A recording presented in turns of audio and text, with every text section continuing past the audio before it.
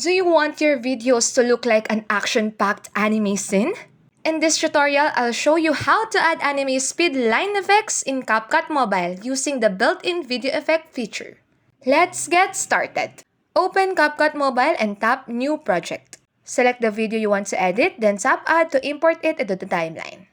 From the bottom toolbar, tap Effects. Then, select Video Effects. Browse through the available categories, and you can use the search bar to search for anime speed lines. Tap the effect to preview it on your clip. You will notice animated lines radiating around the subject. You can also make some adjustments.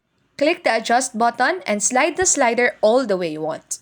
If you're happy with the look, tap the check mark to apply the effect. Drag the left or right edge to shorten or extend the duration. And play your video before exporting to make sure that the speed lines appear smoothly.